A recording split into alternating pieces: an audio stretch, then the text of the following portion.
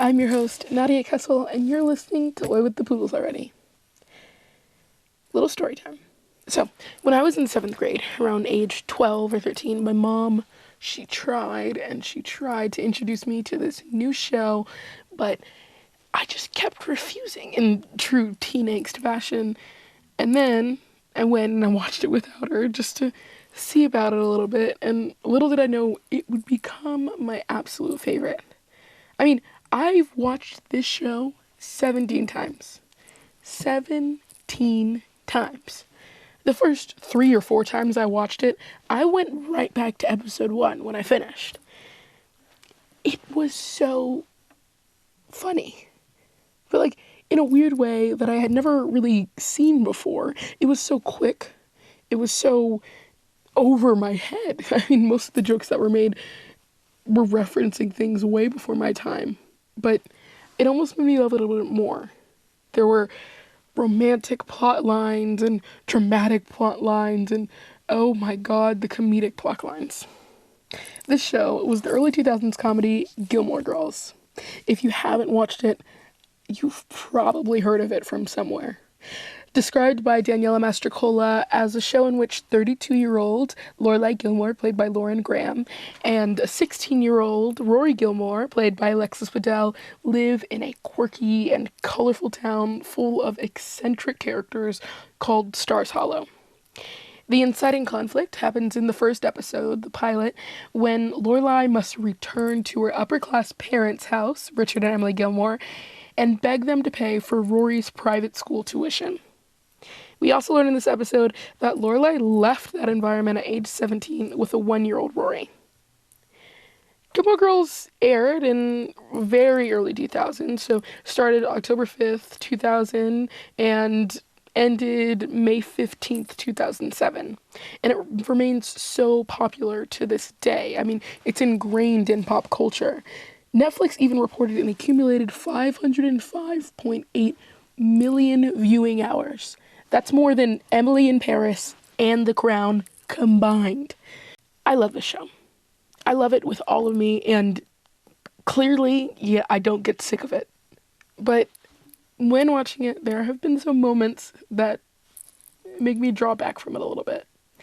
There's racism and ableism very apparently, and my question is, what are some of the flaws in this cherished program?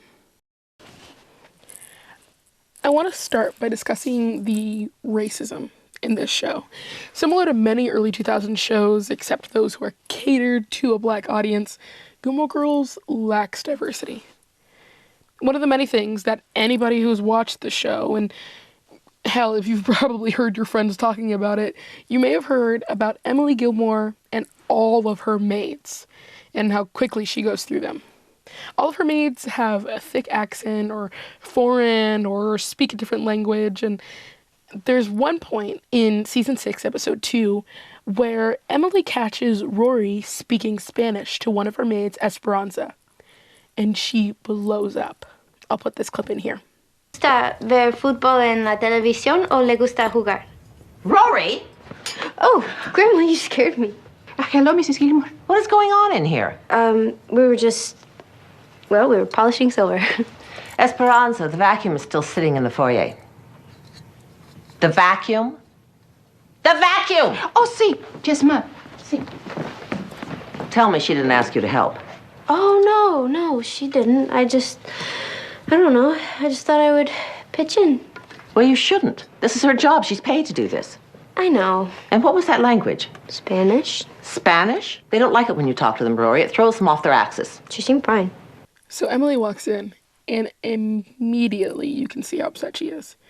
She yells at her maid multiple times, and then when talking to Rory, she keeps referencing her maid as them.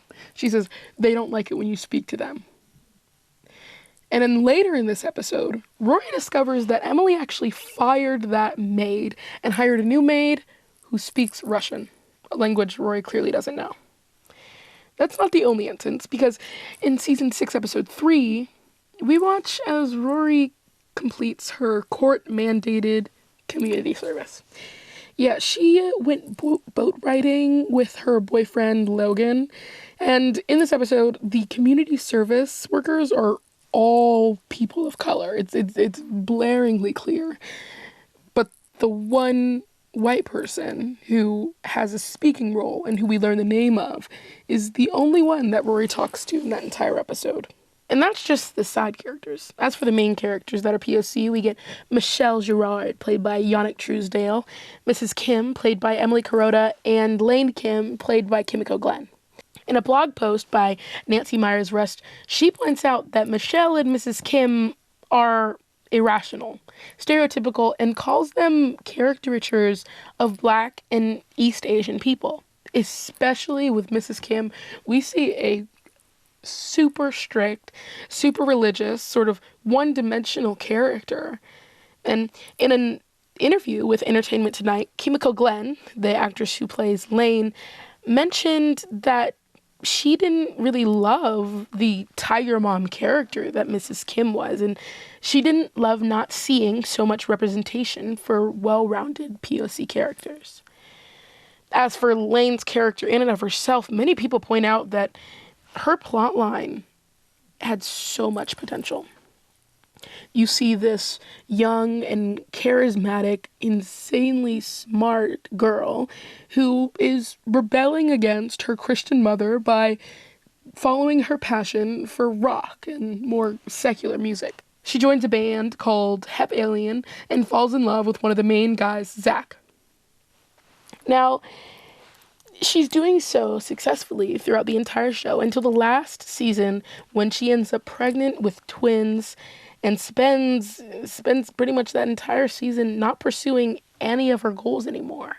Journalist Anushka of Feminism in India points out that Lane eventually rebels against her mother, joins a rock band, and ends up pregnant at 20, while her best friend, Rory, attends an Ivy League and travels the world as a journalist.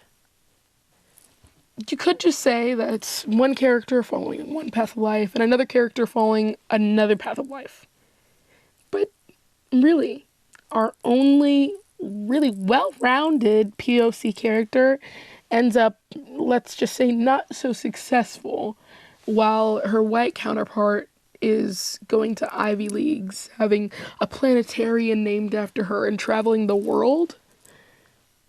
Not to say that Rory doesn't have her stumbles along the way, but it seems very clear that Lane definitely didn't get any type of storyline that went well for her and that should have reflected success for POC watchers. Excuse me, there's a phone call for you, and if I'm to fetch you like a dog, I'd like a cookie and a raise. Thanks for the peach. That was Michelle Girard, a brassy, sassy, and sort of petulant receptionist at Dragonfly Inn, the inn owned by Lorelai Gilmore. His character is a caricature of this metrosexual French man, and I do think that it overshadows his blackness. I mean, don't get me wrong, Michelle is and will always be one of my favorite characters. His comebacks happened so quickly that if you weren't listening, they'd go over your head, but you always can't help but smile at them. Amy Sherman Palladino, the creator of the show, does a good job of using that sort of caricature and using these bold character traits to overshadow any real issues. I mean, his blackness is never addressed in the entire show. When the show came out, it said that it was going to be diverse. And personally, it feels like they were using race, specifically blackness, to sell a show and didn't deliver at all.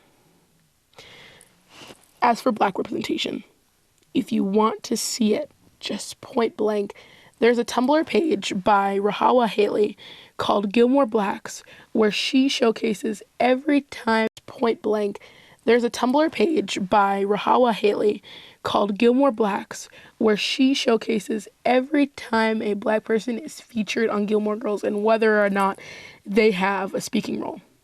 And I'll tell you right now, it's really like a majority that are just in the background. And I'll tell you right now, it's a majority that are just background characters. But the ones that do have speaking roles, and the ones that do have close-up screen time, are usually receptionists, secretaries, or drivers. I'm not asking for an insane representation. I'm not asking for the entire show to be recast with only POC, but I would like some authentic representation, as many of us do. Now,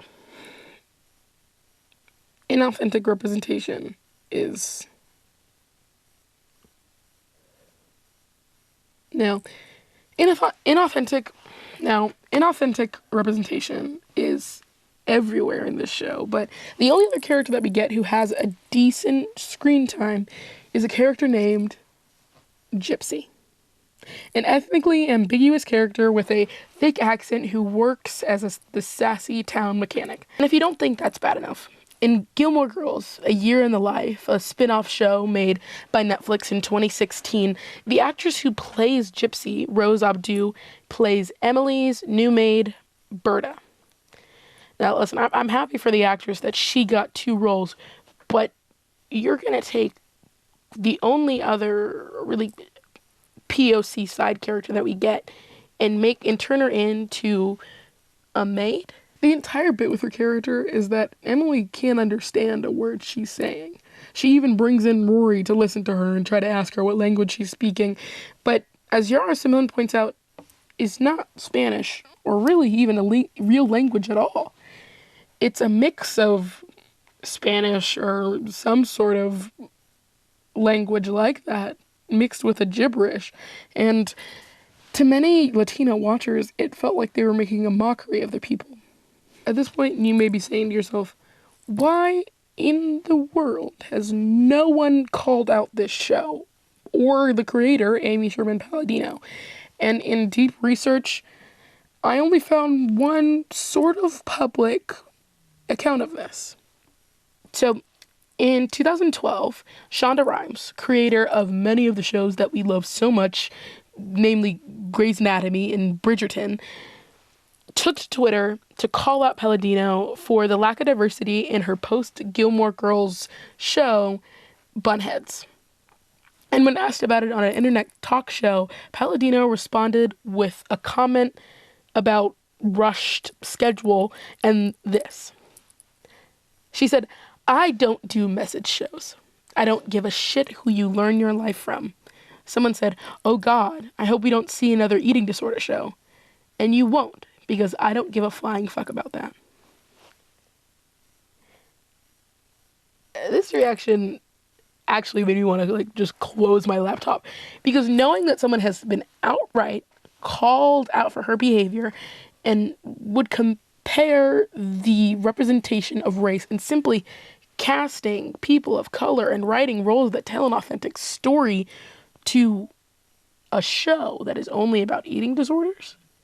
I mean, I believe that Palladino saying that she doesn't do message shows and the lack of diversity in almost every single one of her projects is sending a message in and of itself. A message that we, as POC, don't deserve authentic representation, that it would be too much extra work and time to find a diverse cast, which we all know is simply not true. Amy Sherman Palladino's response proves that she has a lack of respect and basic care for minority communities. Speaking of minority communities, this is a show that has also been widely praised for its radical feminism. I mean, a show where 2 women are the main characters should be, right? But Anushka from Feminism in India calls out the show for its sheer amount of white feminism and white privilege, specifically pertaining to Rory's character. I mean, she's given opportunity after opportunity and a wide range of connections that I doubt any other kid in Stars Hollow even could fathom. Grandparents paying for Chilton and Yale gave her an advantage that was never really called out, except once by her very, very rich boyfriend, Logan, surprisingly. Hey up, Rory, whether you like it or not, you're one of us. You went to prep school, you go to Yale. Your grandparents are building a whole damn astronomy building in your name. That is different, okay? It's not like I live off a $5 million trust fund my parents set up for me. Yeah, well, you're not exactly paying rent either. The context of the scene is that Rory, a baby journalist, wrote a paper mocking Logan and sort of his friends at this rich and snobby party. But, I mean, having a planetarium in an observatory dedicated to your name, a building in and of itself at an Ivy League school, I mean, if that doesn't scream privilege, I simply don't know what does. Rory was portrayed as a poster child of innocence, which, if you watch the show, is just simply not true, especially after that Dean thing. And that made it so that when anything bad could have happened, she, like her mother, always seemed to find a way out of it. Let's talk a little bit about the ableism that you see in the show. I mean, early 2000s shows, and honestly, the language that people just used in the early 2000s has greatly changed, which is a good thing. And over time, society has tried to become more politically correct in language and thought. I mean, we've learned that the language that we used in the past it doesn't really hold up now. And previously, disabled people were really just used as the butt of a joke. In a paper by Norman Fairclough, he does discuss the rise in a need for politically correct language and comments that language and media are a reflection of ourselves. And when we have representation in media, we strive for correctness. When we see ourselves on screen and it's not at all how it happens in real life, we want to correct that. We want to make sure that younger viewers or people who are not even in our community don't see that and think that's the end-all be-all. Columnist Samantha Reinke calls out Gilmore Girls for its ableist language. Namely, she notes the mention of the R slur in the show. This is a quote from the show by Rory. Every time I watch this scene, it makes me uncomfortable. I mean, there are a lot of other jokes like that that are made. I mean, in season 5, episode 13, Lorelai uses the S slur when talking about her dancing. The S slur, for those who don't know, comes from the word spastic, an outdated and offensive term describing people with cerebral palsy. The use of these words are damaging to the disabled community, to say the least. I mean, as people outside of that community and as young people watch it, they may think it's okay to say those words. And what's important is not canceling the show as a whole. I don't think that's quite the right route. But I do think it is okay to watch the show as long as there's acknowledgement that that language is incorrect and that you are explaining and that you know yourself why it is incorrect. So, after everything I just pointed out, you may be wondering, why in the hell do people still watch the show? Is it the will they, won't they romance between Luke and Lorelai? Is it the battle of the Team Jesses, the Team Deans, and the Team Logans?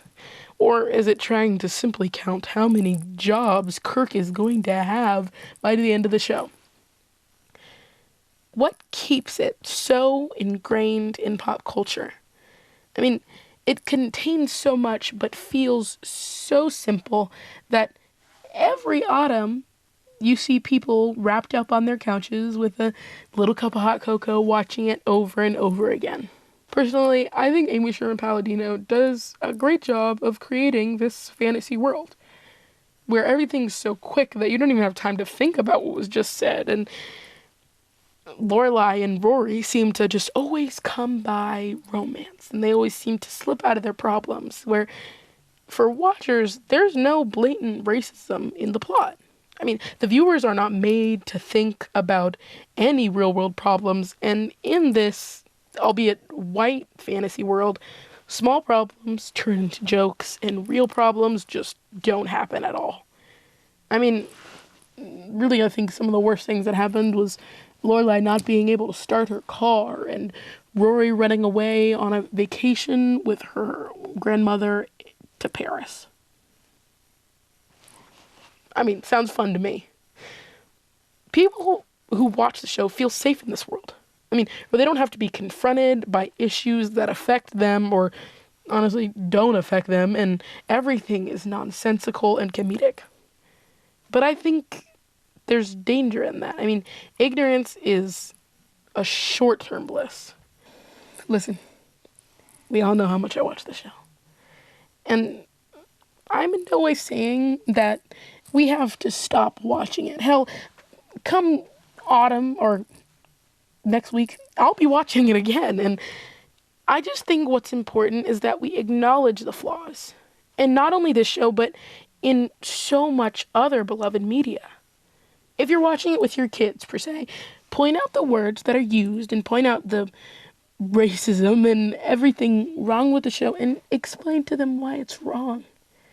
Let them know that it's not okay to just go outside and start saying the R slur and the S slur. If you're introducing one of your friends to the show and they don't know about anything about it, make sure they're aware. And if you yourself continue to watch it, acknowledge these moments, no matter how quick they come and go. As a ride or die Gilmore Girls fan, I was hesitant to break down the constructs of this fantasy world and further examine the parts that made me question my love from it and draw back from it. Just within the time of making this podcast and doing this research, with each show that I've watched, I've subconsciously been on the lookout for some of the flaws that I just talked about. And let's just say this. I started watching Sex and the City, and within the first 5 to 7 episodes, there is not a single black speaking role. Just keep a lookout for that. That's all I got for y'all, and I hope you got something out of it. Thank you for listening to Oi with the Poodles already.